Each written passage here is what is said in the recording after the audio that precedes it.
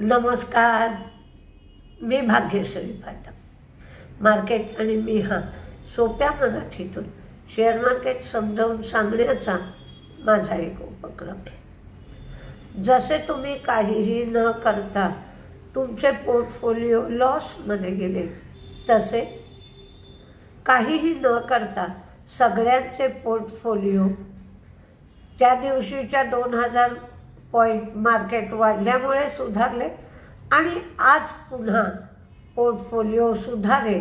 आज पुन्हा मार्केट चांगलंच तेजीत राहील आणि या वेळेला मार्केट पडण्याच्या वेगापेक्षा मार्केट सुधारण्याचा वेग जास्त आहे। नेहमी असं घडत नाही, पडण्याचा वेग जास्त असतो आणि सुधारण्याचा वेग कमी असतो, पण या वेळेला मार्केट वेगाने सुधारत आहे। कारण सुधारण्याचं जे कारण आहे, ज्या घटना आहेत त्या मोठ्या आहेत, मोठ्या प्रमाणात त्याचा परिणाम दिसतोय। लोकांनी शॉर्ट्स पण पुष्कळ केले। फक्त तुम्हाला एकच गोष्ट बदल दिसेल की काही विचित्रासारखे शेअर्स वाढताना दिसतील, कारण लोकांनी क्वालिटी शेअर्स जे आहेत ते लोक जास्त विकत नाहीत, त्याच्यात शॉर्टिंग करायच्या जास्त भानगडीला जात नाहीत। त्यामुळे असं जेव्हा शॉर्टिंगमधनं मार्केट सुधारतं तेव्हा आपल्या ध्यानीमध्ये नसलेले सुद्धा शेअर सुधारत असतात। मार्केट बंद आहे पण सगळ्यांचे पोर्टफोलिओ वाढत आहेत किंवा वाढतील असा एक विश्वास सगळ्यांना मिळाला आहे आणि जे लोक त्रासून गेले होते मार्केटच्या मंदीला त्यांनाही एक प्रकारचा दिलासा आज मिळेल पुन्हा एकदा। हा एक्सपायरी वीक आहे, GDPचे आकडे येतील, याच्याकडे लक्ष द्यावं लागेल। अमेरिकेमध्ये अल्फाबेट आणि एनव्हिडिया पडले, त्यामुळे नॅस्डॅक मंदीत होतं। डॉलर मात्र मजबूत होतोच आहे, बॉन्ड यील्ड वाढत आहे। ट्रम्प हे बेसेंट यांना निवडणार आहेत, म्हणजे आपल्याकडे जसे अर्थमंत्री असतात तसे आता बेसेंट होते। त्यांनी एक 3-3-3 अशी पॉलिसी सुचवली आहे। त्यांनी सांगितलं आहे की डेफिसिट GDPच्या 3% आणायचं 2028 पर्यंत।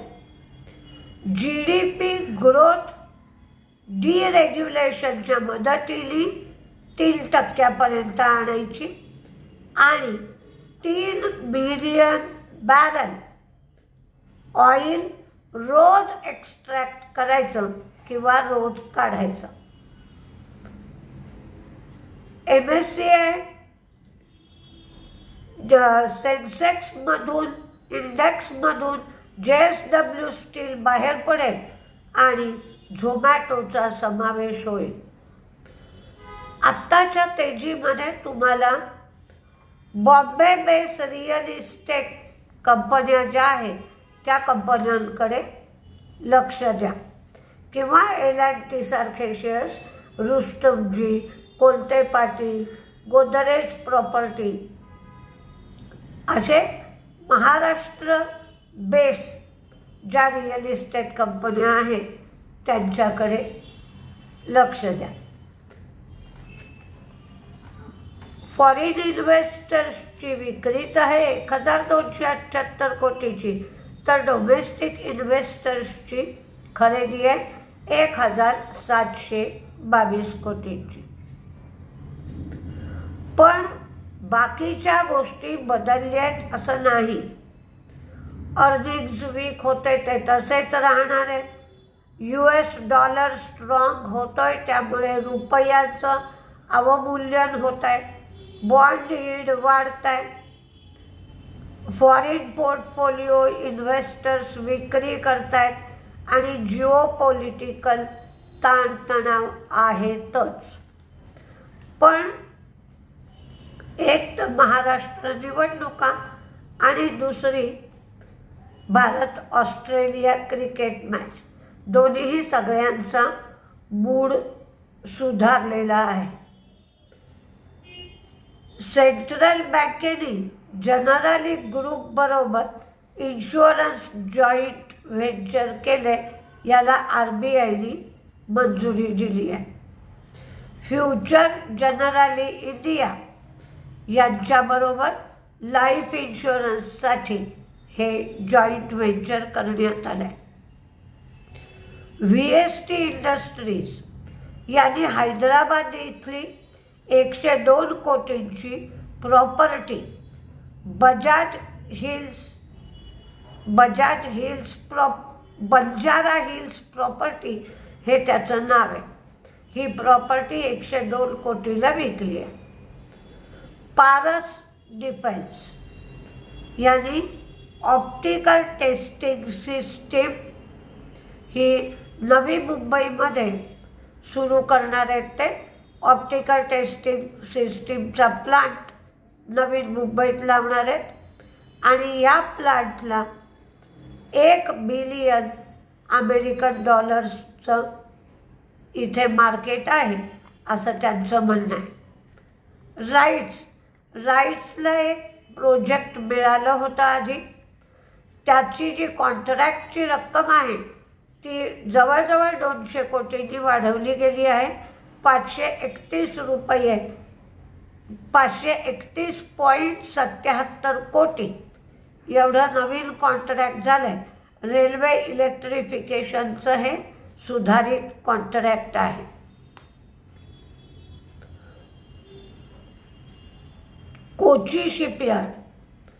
कोची शिपयार्डला त्यांनी एक अमेरिकेमधली कंपनी आहे, त्याच्यासाठी जॅकअप रिग डिझाईन करण्यासाठी कोची शिपयार्डनी जॉईंट व्हेंचर केलं आहे. केअर रेटिंगनी UPLचं रेटिंग जे आहे ते दीर्घ मुदतीसाठी AA+ वरून AA केलं आहे आणि आउटलुक पॉझिटिव्ह ठेवलं आहे. त्यामुळे UPLकडे लक्ष द्यायचं आहे, केअर रेटिंगकडे नाही. UPLचं रेटिंग बदललं आहे. महिंद्रा लाईफ आणि सुमिटोमो कॉर्पोरेशननी इंडस्ट्रियल क्लस्टर पार्टनरशिपची मुदत वाढवली आहे आणि हे 225 कोटींची गुंतवणूक तामिळनाडूमध्ये करणार आहेत. आता हा शेअर बघायचा तर बघा, नाही तर नाही. तपारिया टूल्स म्हणून एक शेअर माझ्या वाचण्यात आला. शेअरची किंमत ₹8.34 दिसली.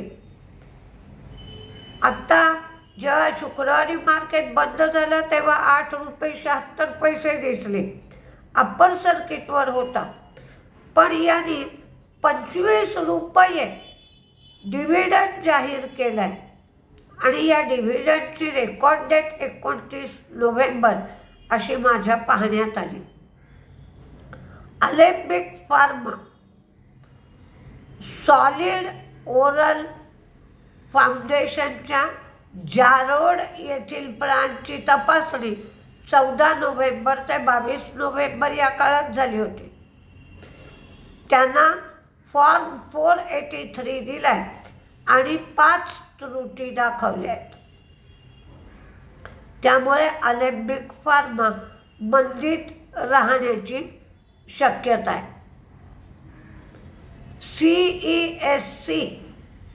CESCची एमिनंट इलेक्ट्रिसिटी डिस्ट्रीब्युशन ही सबसिडियरी आहे. त्यांचे 871 कोटीचं डील होतं.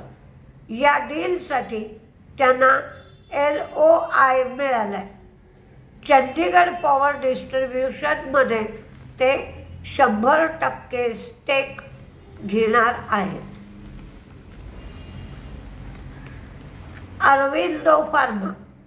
अरविंदो फार्मानी ग्लोबल फार्मा मेजर बरोबर कोलॅबोरेशन आणि लायसेन्सिंग ॲग्रीमेंट केला.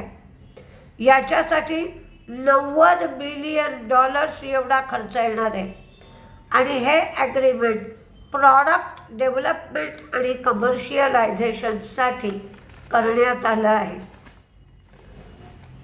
आता कोणते शेअर तेजीत किंवा मंदीत राहतील, तर आज शेअर मंदीत राहण्याची शक्यता कमी आहे.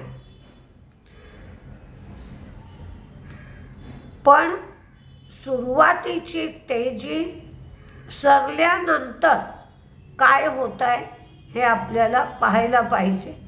साधारण 1000 पॉईंटच्या आसपास तर तेजी गॅपअपमध्येच होईल असा एक अंदाज व्यक्त केला जातोय. तर तेजीमध्ये Zomato, Paras defence, Mphasis MPHASIS, CESC, Aurobindo pharma, cements, RITES, Kochi shipyard, tech Mahindra, Ramco cement, Oracle, Persistent, PFC, BDL, Titagarh, Trent, आर्टेक्स, सोलोनिक्स, USL, गोदरेज प्रॉपर्टी, कोरोमंडल शुक्रवारी तेजीत होता, पण त्याच्यातलं शॉर्ट कव्हरिंग अजून येण्याची शक्यता आहे. 1840 पर्यंत येऊ शकेल. Divi's lab, KSB, Eicher motor, Havells, Elecon, Torrent pharma, Bajaj auto, Mahindra life, Oberoi, L&T, RVNL, IRB, insecticides, central bank, Kaynes, KAYNES आणि वालोर इस्टेट हे तेजीत राहण्याची शक्यता आहे. पण आज एकंदरीतच मार्केटचा मूड तेजीचा आहे. काही युक्रेन रशिया यांची विचित्रासारखी बातमी आली नाही तर अख्खा दिवस मार्केट तेजीत राहण्याची शक्यता आहे. आणि जिथे जिथे शॉर्ट्स खूप आहेत ते शॉर्ट्स कव्हर होण्याची पण शक्यता आहे. आणि आजपासून संसदेचं हिवाळी अधिवेशन सुरू होत आहे. त्यामुळे मी शुक्रवारी सांगितल्याप्रमाणे पोर्ट्स आणि शिपिंग कंपन्यांच्या बाबतीत 3 बिलं या अधिवेशनात येण्याची शक्यता आहे. तर बघूया काय काय होत आहे. पण आज मार्केटचा मूड चांगला आहे आणि मार्केट तेजीत राहील असंच वाटतंय. नमस्ते.